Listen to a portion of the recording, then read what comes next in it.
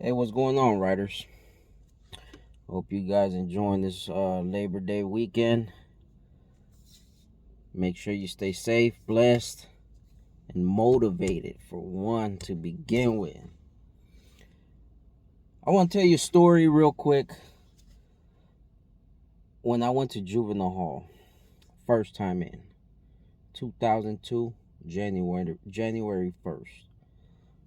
Young kid, dumb as a motherfucker. I didn't know what to do, what to say. I was barely starting my gangbanging career, which was stupidest shit ever. But anyways, 2002, gangbang is at an all-time high, or coming down on these years, because around 2000, I'll say 2010, 2009, 8, around there, it started getting so watered down, so garbage. But it is what it is. So I'm 12 years old, January 1st. I get popped with an assault with a deadly weapon as a juvenile. So they take me to Central Juvenile Hall, EastLake Juvenile Hall, right in East LA, right next to the General Hospital. I'm not doing any better. Don't know what to expect.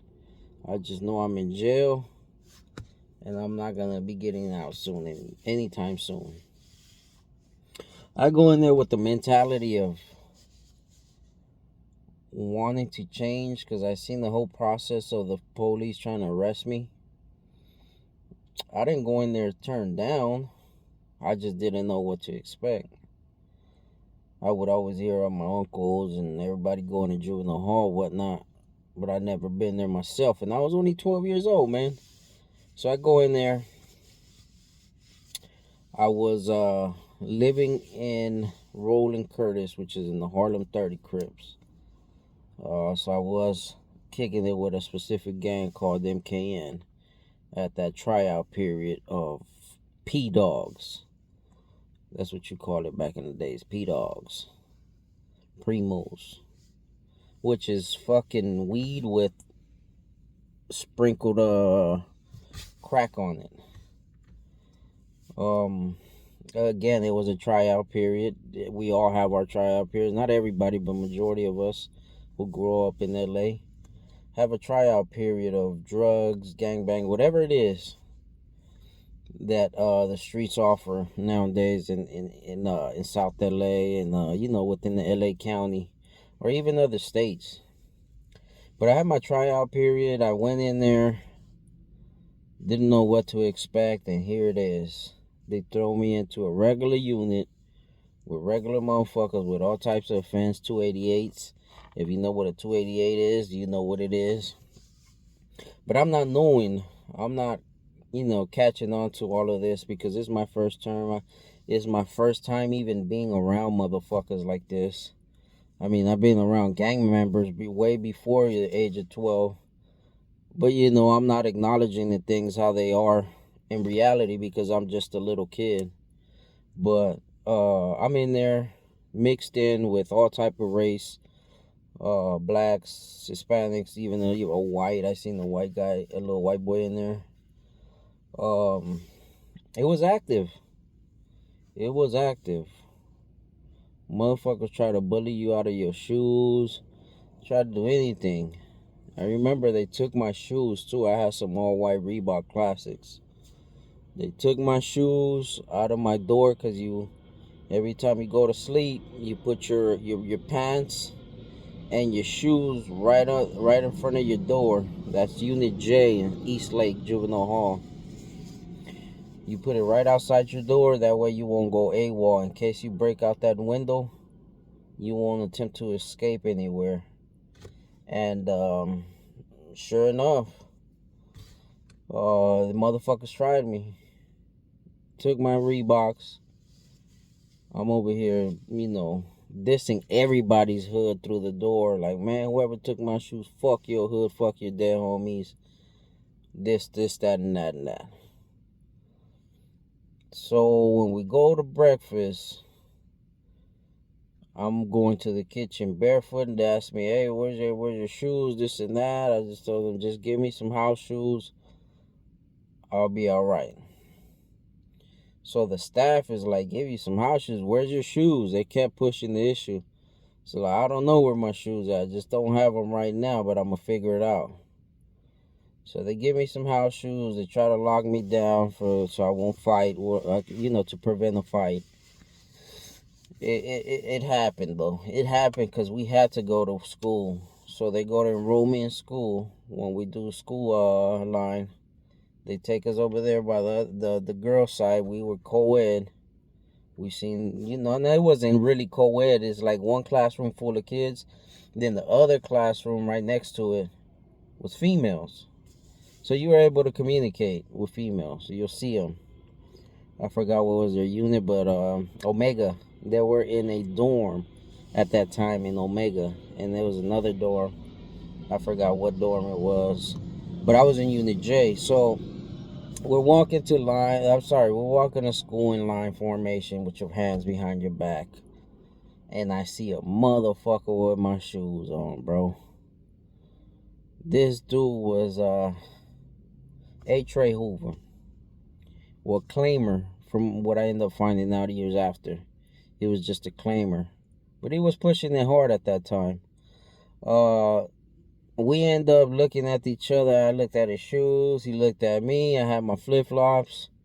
I waited till I got close to him. And sure enough, I didn't know how to fight, bro. I'm going to keep it 100. I didn't know how to fight like I know how to fight now. But I rushed him. I managed to give him one here, three piece, but not all at once.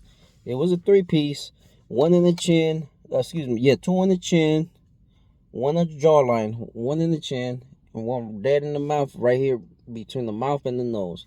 He started bleeding. He's mad. He's screaming, hey, Trey Hoover this, hey, Trey Hoover that, wah. I didn't know what to do. I just know I wasn't going to be marked out like that in juvenile home. I don't want to put his name out there because it probably is someone's name now, because of course I did confirm he wasn't a Hoover at that time. I don't know if he ever got put on or not, but he claimed to be from A. Trey Hoover. Long story short, when we go back to the unit, they locked me down. Lunch came around. They gave me my lunch in my room. Because it was one man room. They gave me my lunch in my room. Dinner comes. They let me go to dinner. But hold on. Before dinner, there's showers. And there's also rec. Rec is, rec time outside. I wasn't allowed to go outside. They didn't send me to the box, but I wasn't allowed to go outside for, 72 hours? And mysteriously, when they went to rec, I see the people go, so I lay on my bunk because I couldn't go. Lay on my bed. And then my shoes appeared right at my door. So when I go to lunch and I try to step out, I push the door. As I push the door, I notice I pushed something, which was my shoes. And my shoes came back up. Dude ended up, letting me know it's A. Trey Hoover, and then there was a mistake, this and that, whatever. Some bullshit. But we end up being fucking good homies at the end of the day. Because I was a fucking juvenile hall baby. Grew up in that whole system, fucking DFS, group homes, camp, all that bullshit. Well, we end up being good homies at the end of the day. Nobody got beat up, to be honest. I just gave him a good 3-piece. He probably hit me like 2 times in the head or whatever. Because, I'm not that tall. He was taller than me. He ended up giving me the shoes back. I walked out like nothing. Everything was cool. My term was, 16 months the first time. It was 6 months in juvenile hall fighting the case, and then I got sentenced to 10 months placement over there in Highland Park, which I ended up AWOLing from.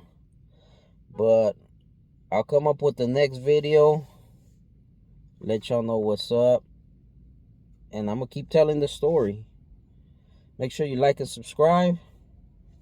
R's mean Rough Riders, LA.